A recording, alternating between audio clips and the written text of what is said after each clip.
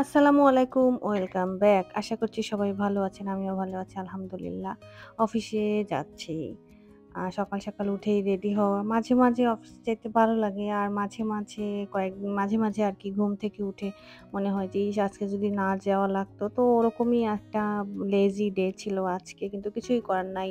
ঝড়, বৃষ্টি, তুফান, মাথা ব্যথা, পেট ব্যথা যাই হোক না কেন অফিসে তো আপনার যাইতেই হবে। যদি আপনি একবার কর্পোরেট জবে ঢুকে যান।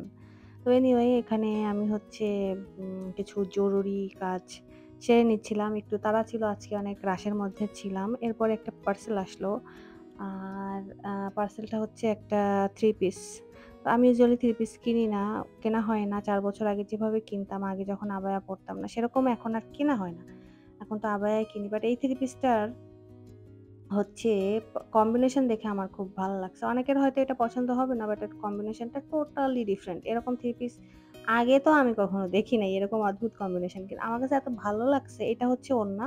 ওড়নাটা হচ্ছে গ্রিন এর উপরে ব্লু কালারের প্রিন্ট।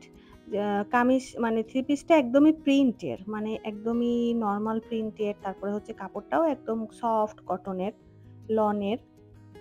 কোনো কাজ নাই, কিছু নাই। শুধু প্রিন্টের বাসায় পড়ার বা জার্নিতে একটু গরমের সময় আরামের জন্য আমার একটু রিসেন্ট কয়েকটা 3 পিস দরকার ছিল।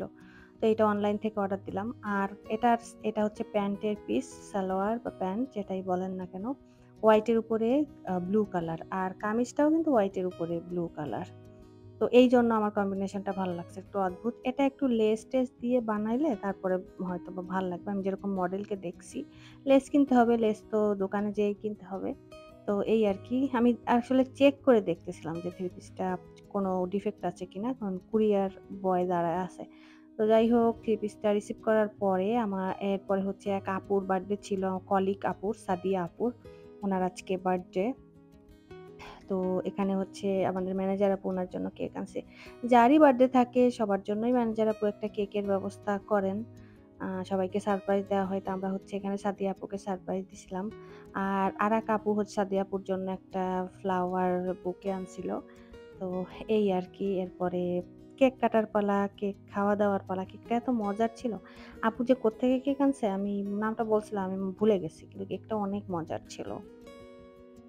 এখানে হচ্ছে আর ওই যে দেখেন ওই যে আমাদের মাস্টার জি আমরা সবাই মেয়ে তো মাস্টার জি এসে দাঁড়াইছে। মাস্টার জি একাই মেল আর আমরা সবাই এখানে মেয়ে। তো যাই হোক বিকালে হচ্ছে আম্মু আসলো। আম্মু একটু নাস্তা নিয়ে আসছিল।